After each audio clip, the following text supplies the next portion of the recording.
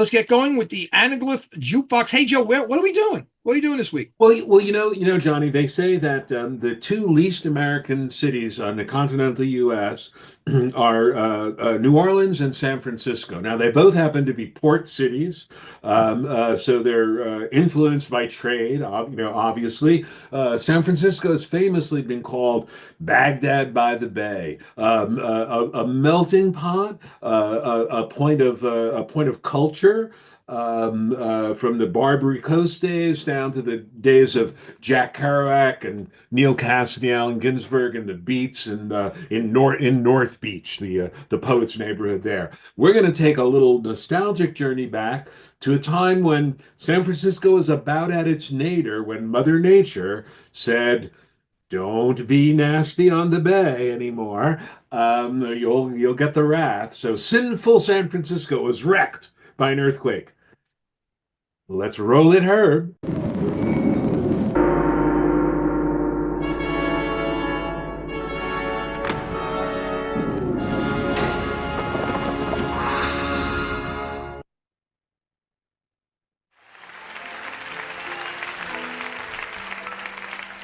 I left my heart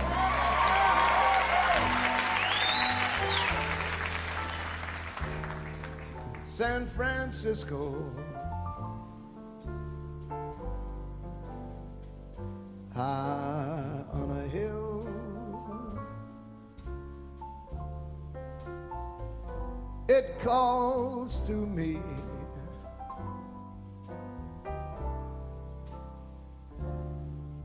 to be where little cable cars climb halfway to the stars. The morning fog may chill the air. I don't care, my love waits there.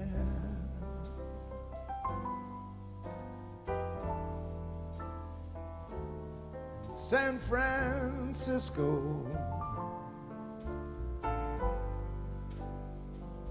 above the blue,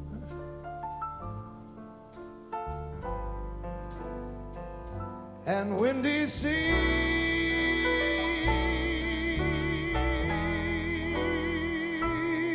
When I come home to you, San Francisco,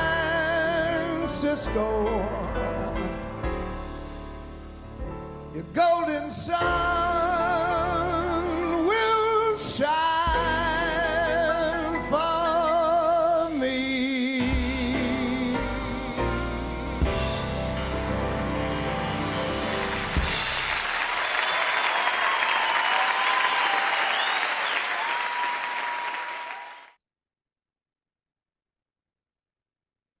Today's journey is to the Chelsea Flower Show, which takes place every May over a period of 5 days in the grounds, the 11-acre grounds of the Royal Hospital in Chelsea in London.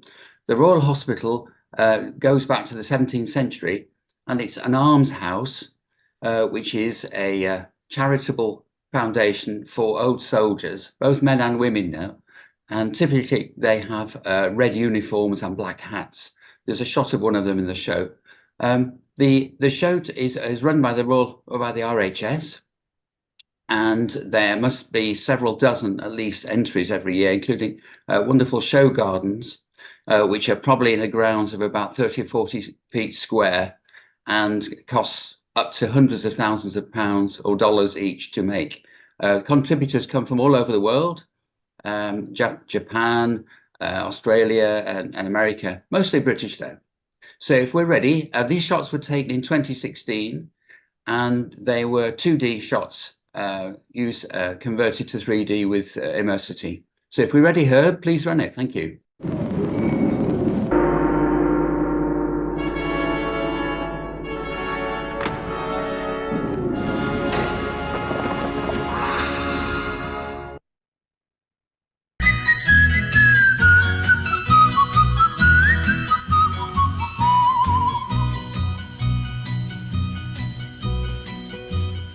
How many kinds of sweet flowers grow in an English country garden? I'll tell you now of some that I know, and those I miss you'll surely pardon. Daffodil, heartsease and phlox, meadowsweet and lady smocks, gentian, lupin and tall hollyhocks, roses, foxgloves, snowdrops, forget-me-nots in an English country garden. In an English country garden.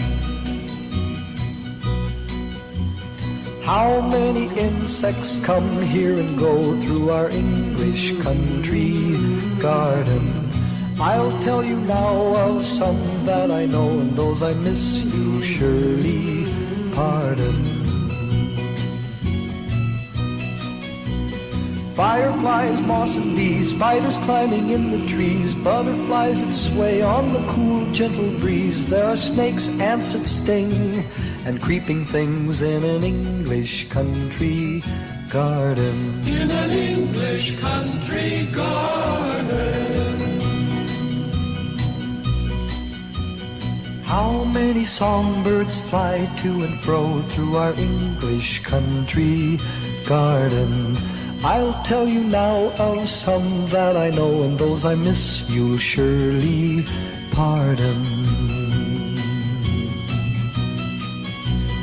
Bobolink, cuckoo and quail, tanager and cardinal, bluebird, lark, thrush and nightingale. There is joy in the spring when the birds begin to sing in an English country garden. In an English country garden. Robin, Robin, Robin, don't forget the robin. Don't forget the robin, Robin. Robin, Robin, Robin, don't forget the robin.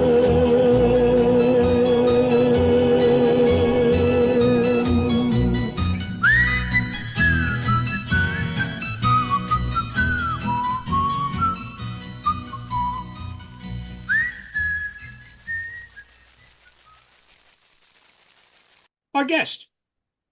Now, Telly Lopez Fu has been involved with the 3D VR 180 industry since 2017. He's a member of the LA 3D Club and has gone through the 3D Ringer, designing 3D camera rigs, editing, producing, and all of the things you need to do to get good at creating good stereo. Now I initially put out that we'll have, there might be some adult material. There might be limbs flailing or something you'll see, but we really kind of edited it because you never know.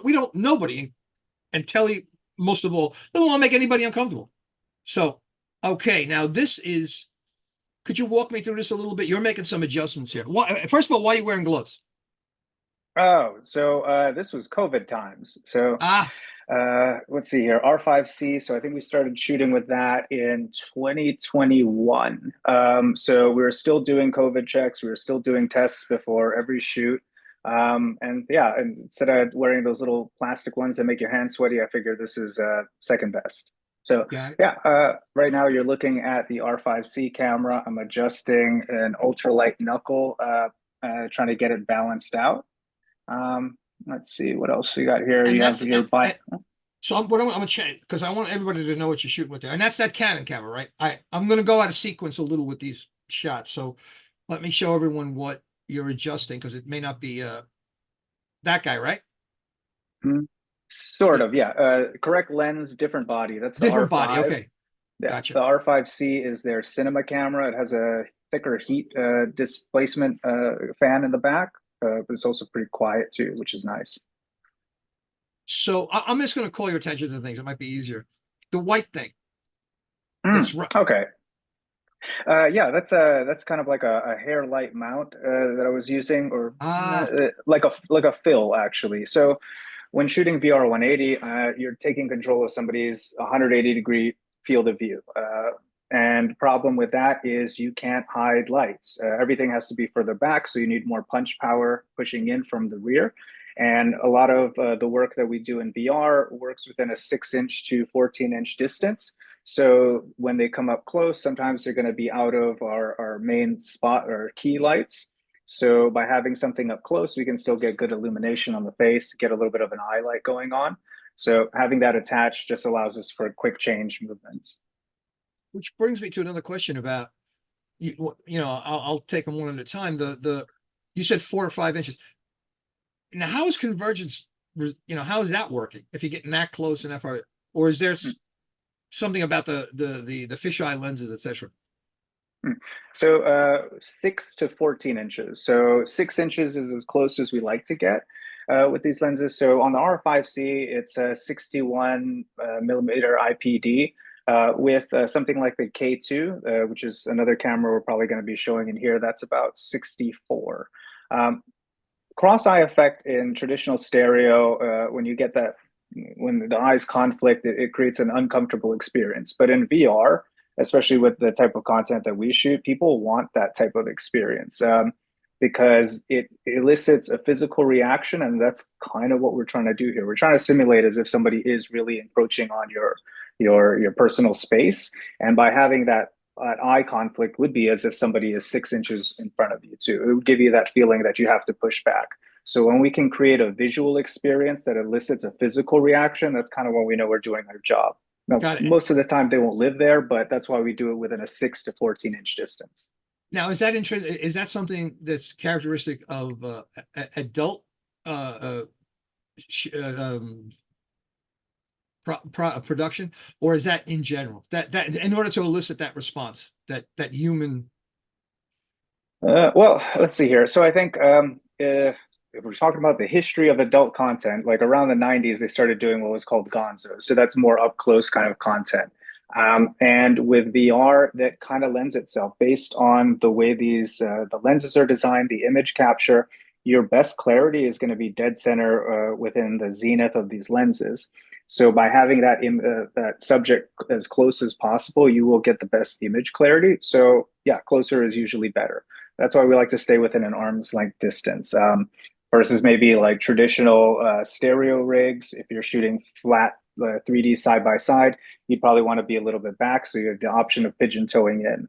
Since these are fixed lenses, there's no pigeon toe.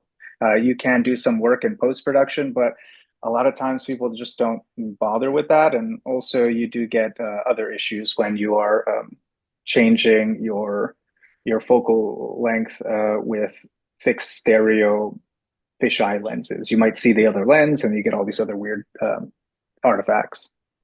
Now the stick. So the stick has a name. I guess for the purpose of this, we'll just call it a phallic stick. Reason for that is because we need to simulate a person's perspective, meaning that when they watch our content, we want them to feel as if they are in somebody's body. So when you are in somebody's body, if you look down, you kind of have an estimation of what that distance is like. From my experience, based on user feedback and also just trying it out, kind of found that the sweet spot between somebody's eyes and their groin region when reclined back in a common seated position is around 14 inches. So by having that camera always about that distance on the male talent performer will allow us for the best kind of simulated experience possible. Now, how did you come to that conclusion? What got you to that? Well, let's see here. In the earlier days, there was a lot of complaints about giraffe neck. So giraffe neck is when, let's say, your POV is lying down and the camera has too high of a placement away from the body. So there's that disconnect. And when you do not feel as if you're in that body, you're no longer experiencing something, you're just watching it. So right. So what you mean in the body? You're actually the viewer. Yes, most adult content is from a POV perspective. And I think that's kind of where most of the consumers want their content from versus third person. I personally think there's merits to either or. It's just that consumers are currently paying for a first person perspective experience.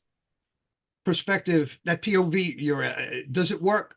Or where do you find it working in other productions? So I have found it working in music video tests. I have a friend who is a moderator for VR 180 Film on Reddit, and he made a music video from a first-person perspective, and that translated fine. I think when people from a 2D cinema perspective move into VR, they come in with a 2D mind in that it has to be a three-quarter shot from a distance, and then I'm trying to get my bokeh, but they're not remembering that things like bokeh were meant to simulate the human eye's perspective. You have a bokeh, oh, I'm looking at my monitor and I'm fixing on this picture of me, but everything else falls off to the side. That's essentially your eye finding a subject, and then everything else bleeds out. And 2D cinema is trying to simulate that. So we, as people who shoot VR content, kind of just need to remember that, yeah, we're trying to put somebody in another person's perspective. So that is the best way to film with that mindset. I'm not trying to get too cinematic in that I have to do hair lights and all this kind of stuff. I want that person to be in natural lighting situations with practicals so that it feels like they are there. And that when that person comes forward, hopefully with my practicals, I can dim down the back so that we do create that kind of bokeh effect, turn on my rig light, which was that white thing, so that you get more light on the face, so everything falls away. So by thinking of it from that perspective, maybe even from almost like a theater perspective versus a 2D cinema perspective, is the best way to shoot VR content. I just wish more people on the safer work side would consider that when creating stuff. Now this, so basically that camera becomes, if I was the viewer, that becomes, you're thinking that that camera is me, right? Mm-hmm. Correct. Your whole concept is everything that comes through that camera is actually the viewer, the person, the client, right? Correct. Yes. Okay. Now, what are you doing with VR? Say it again, please. What you going to say? Oh, in the early days, people would consider VR the empathy machine because it allows you to put yourself in others' perspectives, and yeah, that's kind of where it's been at lately. So yeah, I guess for now. Hey, do you have a name for it? In other words, is there a jargon for the empathy machine, or do we gonna have to call it the empathy machine? Because that's hopefully a long. Not. We can always come up with a pronoun for it later or something else, but right now, empathy machine. Now I love you even more. Yeah. Okay. So just walk us through this a little bit. So you got the stick. I see there are marks on it by your right hand, right? There are some marks. Mm-hmm. And it looks like you're taking a pool shot there, but you've got it looks like you got another camera or something in your left hand, right? Mm-hmm. Yeah, I think what I was. Or is that a light? I'm sorry. Oh no, I think that's a cell phone. What I was trying to do is view a feed of the monitor through the cell phone. Because another issue with shooting VR is lining things up. So what I'm doing right now is I'm holding the stick directly between two lenses underneath the camera so that I can make sure that my subject is squared up with the camera lenses. If it's a little too far left or a little too far right, it just feels weird. And that's also another challenge that comes up often with VR. If the camera's not centered, again, it kind of puts you out of your body because it feels as if your head is on your shoulder. And then now you're watching instead of experiencing. Interesting. That took quite some time for you to get to Zen for that, I imagine. It took a lot of iterations. There was one point I built a laser with a crosshair on it, and then had it 3D printed a mount underneath the camera so that I could like cant it up and down. But that broke, so I just decided stick will do. And just the last thing is the marks on the stick. Yeah. Those are measurements. So funny story. My dad, he was a carpenter, and he told me about this guy he worked with who couldn't read a tape to save his life, but he always carried around a stick. And one day he just asked him, well, what's the stick? And it's like, well, with this stick, I can measure whatever I need to. I know exactly how long a thing should be. And they just put the stick by it. And I was like, that's a great idea. So on that stick, I have markings for 6 inches, probably 14, and I'm not sure, maybe 15, 16, something like that. Is it a dowel? It's just it's like a wooden dowel from wooden dowel. Yeah, okay, yeah. That'd be a nice like thing to your like your reputation, show up with like a cool a Remo drumstick. Okay, so now I see what you're doing here now. So you're trying, or at least I think I do. So I'm going to ask you. I didn't mean to put the answer in your mouth. So you're trying to get the perspective of this human, right? Correct. Yeah. So Yeah. if you're looking, you can see you have the two mark side with the phallic stick. And that is the bottom portion is towards where his groin is. And I'm trying to get the camera height adjusted or drop down to meet the markings on that stick. If Now, you're what are you also, telling? What are you telling him anything? Are you instructing him, or are you just making changes and telling him to stay still? Making changes and telling him to stay still. I will say the unsung heroes of adult VR are the male talent. It's they have to one look physically good because if you look down, you want to see a good physique. But they also have to stay ready and strong for sometimes an 8 hour. Some people even do 12 to 14 hour shoots. So it's physically taxing. It's also mentally taxing, and yeah, if we're not for good male talent, this industry would not be where it is today. Was that a shot you were practicing, or was you just having fun? Oh, I'm practicing that one. So when we were doing these shoots, we'd often storyboard scenarios, work with the performer to see what kind of character and persona they want to present to the viewer. And now we're just helping them understand distance. So VR still is, but also was very new at that time. A lot of performers had never shot VR. So understanding the kind of the do's and don'ts of working with a stereo camera, we're trying to tell them to stay 6 inch distance away, always stay within arm's length, so that way we can get the best image quality. Let's see here. This one we're practicing kissing, and that's kind of like a hard thing to do in VR because once again, you're trying to match up where a person's mouth would be. So instead of having someone kissing your eyes, which I guess would be a natural instinct for most people, is to kiss the lenses. I'm trying to coach them, be like, okay, look into the eyes, line your eyes up with about the eyes of the camera, and then cant your head and then lean in for that kiss. And that should be about the right distance to where someone's mouth is. These would be good in 3D because it's hard to see where she is in perspective. You know what I mean? As a 2D, I think I did shoot you some OWL 3D conversions I did on this one, and yeah, you're right, it did look great. Yeah, see that would help. Now, now I'm going to answer my own question again. That's an extra light, the one that's on below. That's the light. That's to give her when she gets close to light up the face, right? So that there's correct. Or am I wrong? No, you're totally correct. Initially, well, so I guess with adult content, while you want to create an experience of reality, you also have to remember that we're just selling fantasy, and in someone's fantasy, they'd like to be able to see the whole fantasy, not just the shadows. So having a light below helps to illuminate the lower half of the body. So if the viewer does decide to look down, they'll at least be able to see something versus maybe the shadow of the camera. And that's another thing you have to fight. Since all of your lights are coming from behind the rig, camera being a shadow becomes a problem. So those extra lights around the camera help out a lot. Do you use a lighting director, any lighting guy, or I was going to say gaffer, but people don't know what that means. Do you have crew working with you for like a lighting guy, a gaffer? I mean, in the early days, it was basically my wife and I, and I had to learn lighting just kind of on the fly.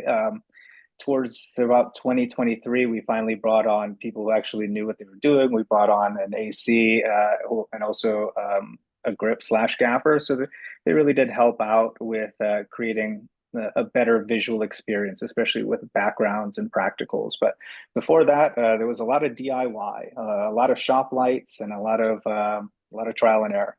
Yeah, especially with like this camera right here. So this camera is the K2 by Zcam. And speaking of heartaches with stereo, I remember a shot from 2021.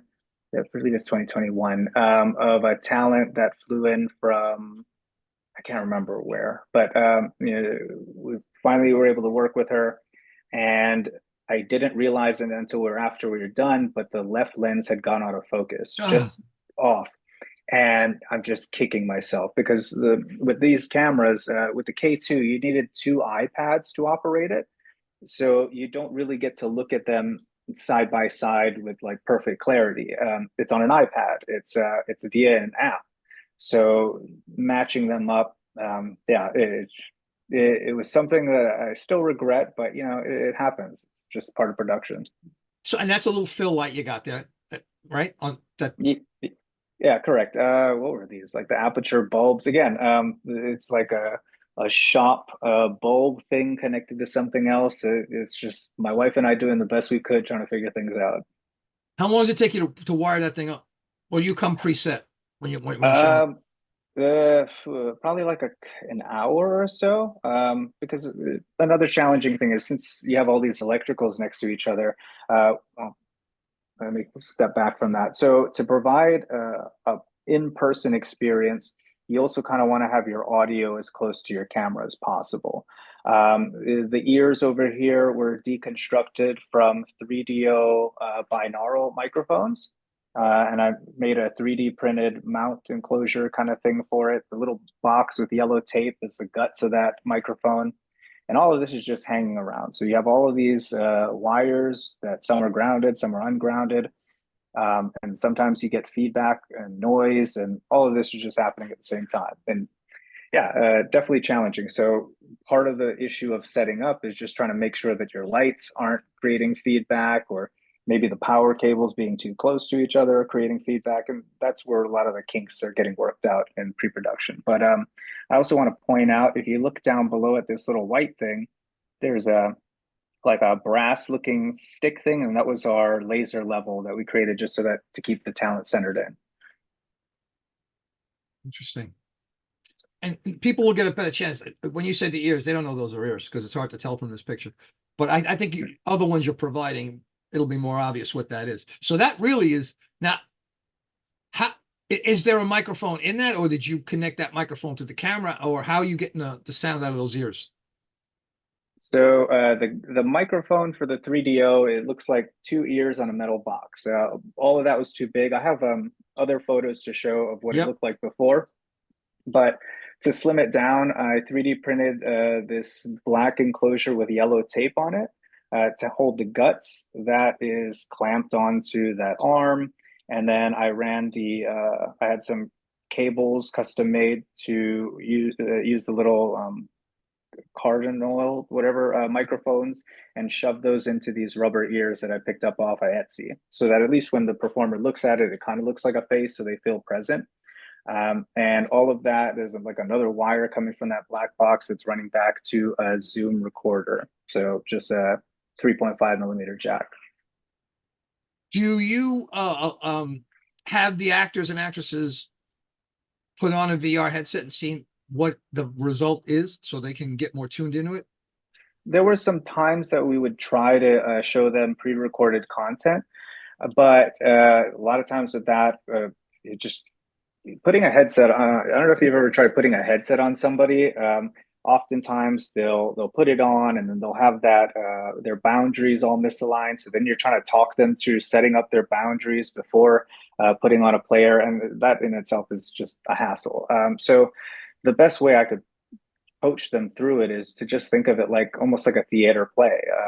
You being present, just know that you have this space that you're trying to work in, this 6 to 14-inch distance. Arm's length distance is a good way to kind of know whether or not you're in the right space. So if a talent were to touch the performer behind the camera and they could put their arm out on their shoulder, they know they're in good distance. So sometimes you'll see performers doing that. And now, is that your production? Was that your wife or a production assistant? Oh, that was our intimacy coordinator. So, gotcha. Okay. Yeah, one thing so my background in adult, I've been an adult for about 2 decades, and most of it was on the business side. And I only came into production because in like 2015, a talent by the name of Ella Darling partnered with some college kids in a dorm room and made a VR 180 film, and it was just kind of set everything else off. Everybody saw the potential for it, and all the ships were launched. So I sold my 401k and tried to figure it out. Didn't work until 2017. But I knew that if I had to do my own production, I would want to make sure that it was the best set possible. Hearing all the things from the business side, certain issues that would plague production side. So I just wanted to make sure that I'm not repeating those mistakes and hopefully learning and growing with that. And I'm very happy with the work that we did, because we did provide the best possible sets while still creating award-winning content that made money for our clients. Wow, that's a home run. Now, what camera is this you're using right here? This one looks like the K2 as well. And one of the problems with some cameras, well, I guess it's okay if I mention it with the K2. Some companies, they don't like people talking about flaws with cameras, but with this camera, I'm sure the guys will be all right with it. So these cameras used half moon LEMO connectors for the power supply, and it would often break. So instead of using the half moon LEMOs, we went with what is it? Those Sony battery packs in the back. So that's what those little orange things are. That's what I was going to ask you about that. Okay, the orange and that thing in your right hand. In my my right hand. Yeah. So I'm trying to adjust the camera level right now. So there's probably a bubble level on the top of this camera, and I'm looking at it to make sure that my roll is centered. And as far as the pitch, I'm probably looking at a monitor in the back every so often. And here is one of the, is this how you monitor all the time? Just out of a fisheye? One fisheye? So yeah, with the K2s, the K2 Pro is essentially two E2 cameras, cinema cameras in a unibody. So you need two iPads to control it. One is a primary, one is a secondary. But yeah, you have to look at both, and you have to make sure they're in sync with this little sync cable, and all you get is a fisheye projection. So hence the reason for coming up with novel solutions such as laser levels and sticks to guide my center, because it'd be very easy to kind of cant it the wrong way. Interesting. Now, is that just power going in, or is that how are you seeing that? Is that through Wi-Fi or through that cable coming in? So it's a USB-C out on the camera, and this is a lightning into an iPad, and that is also providing power. So hence the reason we're using external batteries on the back that large, so that it could power both. And that's software from the company that's actually allowing you to do that, right? To see it Correct. on the iPad. Yeah, got it. So this is the View PT Realia. It looks similar to another camera on the market, but it does have a lot of differences that I'm very proud of. So as a US distributor, if you go to viewptcam.com and you put in an order or you have a question, you're talking to me. I'm just one dude trying my best to help people create better VR content. The reason I like this camera so much is that they have a very dedicated software development team. So they've been pushing out firmware updates that allow this camera to deliver an 8K 30 file. It does VR 180 as well as 3D, and the 3D side by side is in 4K 60 frames per second. It also does photos. And now it made it even easier to switch back and forth between different format types using function buttons that are only on the Realia camera. But one thing that I was very happy that they were able to include is, since this camera has video out capabilities, they can now push a signal which would allow me to use something like Viture Pro XR glasses to live preview stereo from this camera while recording video or shooting a photo, which is something that since I've been doing this professionally 2017, yep, was not possible. And that would save a ton of headache, especially with things like lining it up center, making sure your shot looks aligned, and making sure that that distance is comfortable. So very happy they were able to do that. This is only a function on the View PT Realia camera. And yeah, I'm looking forward to more updates. Now, just a little bit about your background, because we just jumped into it right away. So I said a moment ago, you were basically in an administrative position, right? So, but what is your background? How did you get into video at all?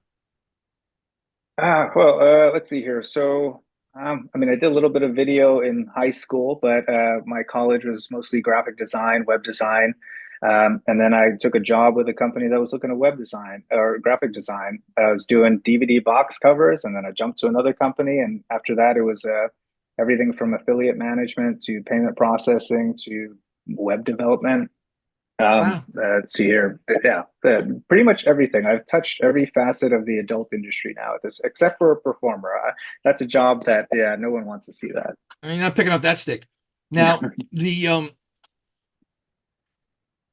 3D though, how'd you bump into that? So doing the VR in about 2015, 2017 was very early times. And a lot of these, there was no Mystica VR, there was no Canon utility to de-warp a fisheye into an equirectangular image. All we had was things like auto panel video and de-warping two fisheyes into an equirectangular image while making sure that the stereo alignment was correct. Very challenging. So at that time, I'm just like, well, who do I ask? Who do I know? And just so happens on a meetup group, there was a LA 3D Club. So this is about 2018 I joined. And I got to talking with some people there who were very helpful. John Rupp-Calvitz very much comes to mind. He turned me on to some books that were extremely helpful. And yeah, that's just kind of how I got into a more, I guess, educated understanding of stereo. So just quickly, you went from 2D VR, right? Because initially you were shooting 2D VR, right? Not 3D VR, but yeah, initially the first step was get in. So you really did you ever take stills in 3D? No. Look at you. Hey, that's really interesting. Wow. That's usually the path in. So in other words, okay. So you went right from you've been like in the VR world. That's how you think VR, right? Yeah. So I guess I never had the ability to use a stereo camera. I grew up in Hawaii, so that kind of technology wasn't prevalent as it was over here. But you're right. Coming from my initial start in VR, most of everybody was doing 2D 360, and then there was a guy named Jason Reinhardt with a website called VR Colony, and I'll show the rig later in some other photos that I have, where he built an 18 camera side-by-side 360 rig. And that's when I was like, oh, wow, the stereo 360 thing is pretty awesome too. So again, the challenges of stereo, not just doing stereo pairs, but then now aligning them with an array of stereo pairs, all of that started to get really complex and beyond my capabilities. Well, because that becomes a parallax issues. All of that shows up. But it's interesting that you come with a clean slate. You're really starting in VR, thinking VR completely from the beginning without having all of the other things that show up and kind of are good proving grounds as you start understanding the difficulties of 3D and the things you have to create and maintain, because it's an in your brain kind of perception thing. So it's that's why the questions I had about being that close and that visceral effect of having a person that close to you, see, to me that translates into cinema. I mean, somehow that's great storytelling. You're learning a lot. You're gonna be, man, keep this up, because it's a whole different way to tell a story. And you said it before. I'm supposed to be interviewing you, and you're interviewing me at this point. But being able to think that way, and you said it before, that 2D people come in with a certain thing, and 3D people do too, but to learn it from that perspective is incredible. I'll edit that whole section out because I got nowhere with it, but look, let's keep moving. Okay, so you got to that point. Now I was going to say, do you get regular clients and non-adult film industry clients, other folks? No, actually. So problem with having adult on your resume means that nobody will want to touch you. So that's just part of the deal. It's completely understandable, I guess, at this point. But outside of that, a lot of what I try and do now is help other creators create content and monetize it. I think one of the hardest things about this medium, outside of just understanding how to create good stereo so that people don't get sick and get turned away from the entire medium, is how do we make this self-sustaining, monetization? So thinking more of like the business side of this industry. Right now, the only monetizing platform for mainstream VR would be dovr.com. But with that, you also have a lower user base than something like YouTube. So there really needs to be better monetization options for creators because it's expensive to do. If you were to go and create 2D content of anything, not even adult, you could just get your iPhone out and just start shooting. You put it on YouTube or TikTok and you're a star. You're getting billions of dollars. But if somebody wants to jump in, the best camera they could get at a consumer price point, I would say, is the View PT Realia. But a lot of people they start chasing dragons, and I want the 8K 6C camera. I want the Canon R5C with all the cinema gear. But then they don't realize that that camera is a $4,000 body, a $2,000 lens. Each card is about $500. Then you have to throw in the hardware to process that raw footage. Then you have to throw in the learning curve, how to use all the tools to export that footage. And then now that you've spent easily 10 grand, where are you going to sell it? How are you going to recoup it? So, there you go. Thank you, Jay. Thank you, Jay. Yeah, that's the one.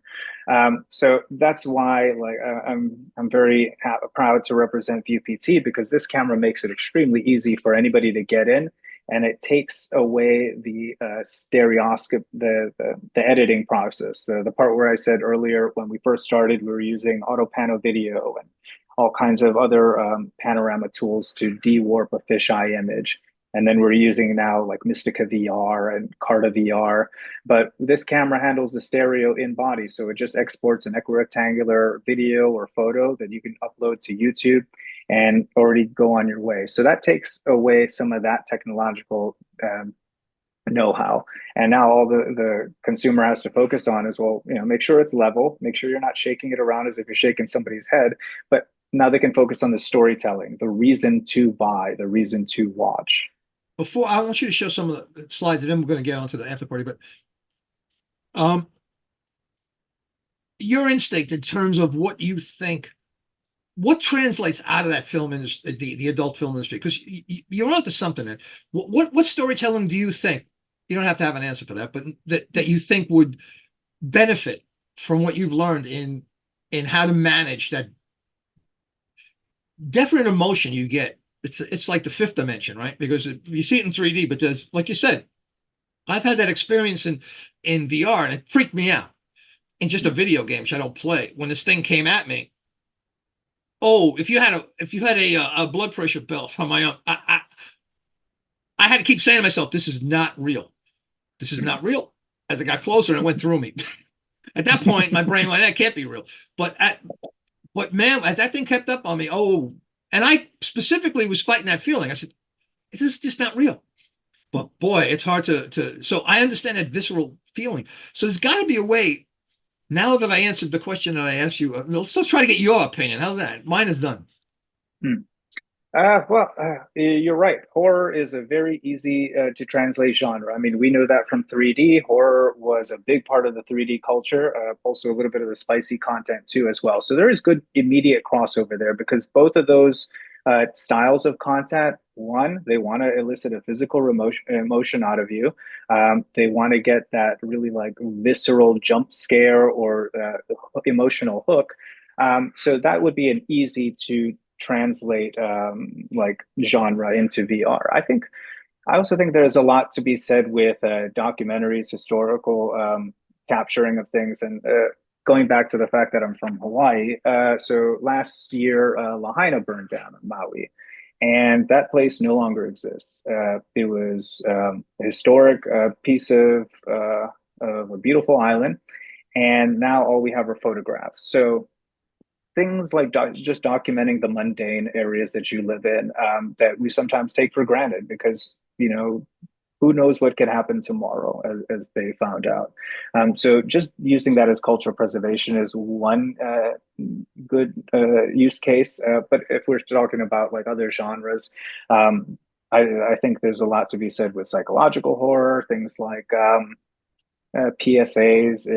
Again, as the empathy machine, it allows you to be close proximity to people that you may have never associated with or had the desire to associate with. But all of a sudden, if you're in someone's house and you've never been in that type of house before and you get to hear their stories and see things from their life and their perspective, I think that could be leaning towards an empathy machine. But it just really does take funding, because at the end of the day, even like mainstream productions, it's where the money comes from. Where the money That's comes kind from. of where we're at. Yeah. You said something that I want you to go into your slides in a moment, but I say all the time, it takes me 3 paragraphs. You're going to understand why after being around me a little while, but document the mundane. Man, that's good advice for everybody. If anything you take away from today is document the mundane, because that's the stuff you walk past every day. And when it's gone, you say, wow, all that meant is because no one ever took a shot. They took a shot by the importance. That's what they thought was important. The thing, the other. Mundane is so interesting, at a later date because it's mundane, Yeah. One thing that I learned while shooting VR content is, since we're trying to simulate a human experience, we have to think of not just the visual, but also auditory. I personally believe that audio is more important than video when it comes to VR or just any medium. If you had horrible audio on a 2D movie, you're turning it off. But the same is with VR, not just that you want to have good, clean audio, but you need to start paying attention to the sounds in the background, the sounds that actually fill out an experience. So one case in point is it's probably the best-selling VR scene ever at this point that we shot. Well, best-selling VR scene ever. It just so happened that we shot that scene. And what I really wanted to do is put the viewer in, let's say it's a massage parlor. And I'm like, well, what would this place be like? I wouldn't imagine it'd be an expensive building. It'd probably be something like a strip mall with thin walls, so you'd be able to hear things going on in other rooms. So in post-production, I did some audio effects so that it made it sound like conversations are coming through the wall on the other side, using some of those FX tools in Premiere. And the comment that really made my day was, somebody said, "Look how cheap these porn productions are. There are people having sex in the next room." And I'm like, I did my job. I did my job, because that person believed that there were people next door in like another room in this like thin walled place. So taking all those things into what creates the experience of reality, and then trying to just make a simulation of that for an experience, you need to think of all your senses. And yeah, at least that's what I took away from it. Now the next thing, let's just quickly go through your slide. When I first quit my job and sold my 401k, I thought, if I'm shooting VR 180, it's basically just 3D, and maybe I can knock these lenses out. So I bought this JVC 3D Vario camera, and I quickly realized that I spent way too much money for something that I couldn't use. So I wanted to put that here. This is, I guess, my first 3D camera. So again, I started on the 2D 360 side. This is a Xiaomi Yi camera build with a 3D printed mounting structure. And this was just trying to understand like how 360 works, and was able to use auto panel video to de-warp those fish eyes into somewhat of a rectangular image. So as the rig configuration started changing, so this was a 6-camera mount using foam core and a chopstick and rubber bands to kind of create that 360 array. All of these had so these came with 2D lenses, but I had to remove them and then put in fisheye lenses. So this is the rig that Jason Reinhardt from VR Colony put out, and this is the 18 rig with side-by-sides and on all sides. The work he did at that time, and probably even still today, gorgeous 3D 360 videos. I'm not sure if it's still on the internet, but if you could check it out, really well done. He did some stuff in Thailand, and then I think he did a real estate thing that looked sharp, very sharp. This is a side-by-side configuration with 2 E1 cameras from Zcam. I went with this was around the time everybody was using GoPros, but I had a feeling that the Zcam might be better for it, because you already had somebody making a good fisheye lens for it. It was a micro four thirds, and it could do about 3840 by 1920, something like that. So I figured side by side it would be pretty good. And then eventually they released firmware that allowed you to use a 1:1 ratio, so you could utilize even more of that.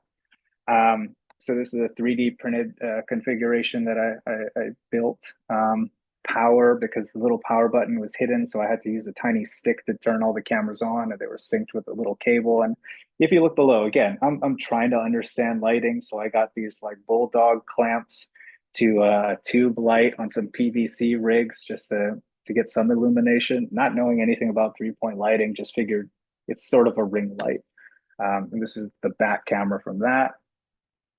And let's see here. So here's the 3DO microphone I mentioned earlier, where I ripped it apart, took out the guts, and made a different 3D printed configuration to get the ears closer to the camera. This is that on a jib arm early in the days. Don't mind the clutter. I'm sure if you've built things, you've probably lived in mess and squalor before too. This is me filing away part of that 3D printed rig because the tolerance was just a little bit off and I couldn't get one of the power cables in. So instead of having to pay to get it printed again, I figured just saw it away. Trying other 3D printed configurations. Another 3D rig that I built and designed. Let's see here. And then now we're getting to the K2. So as you can see, I've got bubble levels on the top. I don't really use the ball head. I use the ultralights. I just find they're quicker. But I do like that T level. That way I can get my roll and my pitch down. On the left-hand side is like an electronic level. I just wanted to make sure everything was working correctly. And as you can see, I'm using the phallic stick to measure where my lenses are. Also, if you notice in between the lenses, there's a red dot. That's where I tell talent to look, because if they look in one eye or the other, it kind of gives you a weird feeling. So by having the performer look directly in between, it provides a more comfortable experience. And that's that red dot in the middle, because you have another one to the side, right? Oh, that's that the record button. That's the power button for the left camera, and then there's a power button on the bottom side where the stick is blocking for the right camera. It's again, it's essentially. But you have them right between the lenses, right? Yeah. Let's see here. This is early days again. I was trying to see if I could make it more cost effective for clients by recording 2D as well as VR at the same time. We're looking at the Canon rig from the rear. I have different audio. I went away from the 3DO. The clients were using just like mini shotgun mic, so we just use that. And is that a viewfinder on the bottom? What's on the bottom? The bottom is a GoPro. Again, we're trying to figure out ways to maximize the efficiency of our shoots with the deliverables we provided our clients. So we figured, again, if we could do VR and 2D, they'd have more to work with. But shooting with a GoPro, even at its wide setting, doesn't really give a lot to work with. But by using a 360 camera, that actually kind of helps. So that's something else to consider. Let's see here. Right now, I'm probably checking framing. This is the Canon rig with a Ninja monitor. Let's see here. This is me doing tests for camera placement. So earlier I mentioned how I use the phallic stick to measure out the distance between where the lenses are and where the human body is. So if you look down in the bottom right-hand corner, you can see the preview screen. And I would set up this grappling dummy, put the camera where I thought it was, hit record, take that footage, do all the stereo exports, get it to equirectangular, put it on a headset, see if that looked all right. If it didn't look all right, I'd have to readjust things. Not being able to live preview has been a pain in the butt for a long time. Now with the fancy, I'm still a little confused. One last thing on the fancy stick. How are you? I'm still trying to what it does. I mean, is it you're pointing it down? You're pointing it straight? What? Yeah. So the orange end. See where you see that little orange tip on the bottom right? Yeah, you would hold that up against your male's pelvis area by the groin region, and then we would have the other the camera bottom of the lenses line up with the markings on the stick. So if I want a 14-inch distance, I would drop that camera down to about 14 inches. Male talent would hold the orange end towards their groin area, and that's how I would get my alignment or my How'd you positioning. how'd you figure that out? I know Uh, trial and error, but Trial and error like this, it's just a lot of failure, a lot of failure. keep going. I'm Let's see. sorry. Go ahead. That's all good. Same thing. I think you if you could move your mouse. There we go. Thank you. No problem. This is, I think, maybe like day 2 with the R5C. And yeah, it was a learning curve. They changed a lot of things in the Canon, but I finally learned what initialized media meant because while on the shoot, it was like a day after I got the camera. I didn't know how to format the cards. There's nothing that says format. I had to go look through the manual to figure out how to do that. So it was definitely trial by fire using this camera. And yeah, interesting time. This is measuring pitch distance. So for laying down shots, you want to have a good angle where you can see both the face and the action area at the same time, while also making sure that it's in a good position for where the performer is leaning over the camera so that you're not getting her head cut off, his or her head cut off.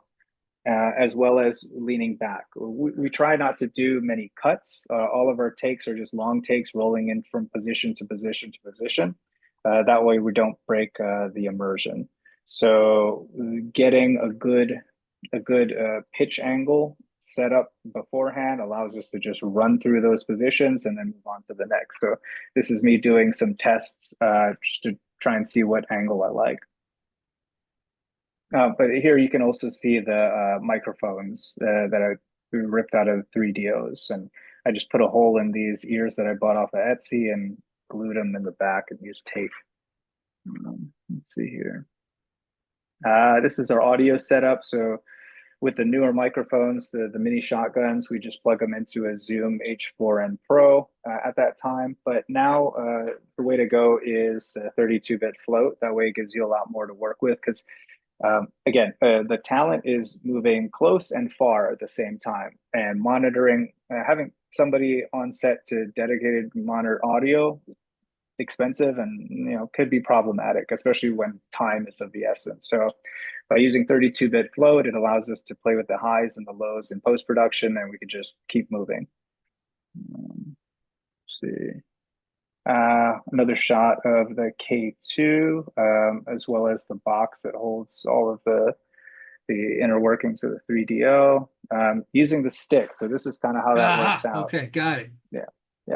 So I'm just checking my angle. So I like to get the performer situated in a comfortable position, and then I'll have them pantomime where their head would be when things are happening. And then I would have them lie back on furniture that we provide and make sure it's very clean because everybody deserves a clean work environment. And then I put the camera where their head would be. So I'm also measuring the height between where the floor is and where the person's eyes would be. So yeah. And so, because you got a mark on it. HT? Is that H? Okay. Oh, it's 14. Oh, the one at the top. Oh, that's a 14. Okay. Yeah. The reason I was doing this is because sometimes if production doesn't have the budget for male talent, you can simulate it just by having the camera at the correct height and then just having a performer work with that. So, yeah. Okay, thank you. Tube lights, and yeah, you can see the Home Depot aesthetic on how we did that lighting. I was trying to use different types of audio capture, so you can see a Rode transmitter on there. Yeah, that's that. One thing I like about this rig is I went with these extended arms or extendable arms. It's kind of hidden by this coil. That way, it allowed us to change positions quicker. We could go from a standing position, and if, let's say, the camera was too high, because we have this thing set up on a long arm, if it was too high, I could just turn the knob, drop it down a little bit more, and adjust its height quicker than having to reconfigure everything.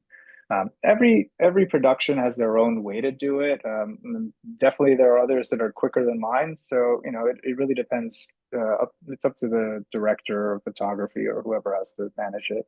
And yeah, I guess that's it. Okay, well, you can stop your share. Thanks to our amazing crew for making this all possible. Thank you for stopping by to see what you've been missing in 3D. Happy holidays. I'll be back later on. And take remote one.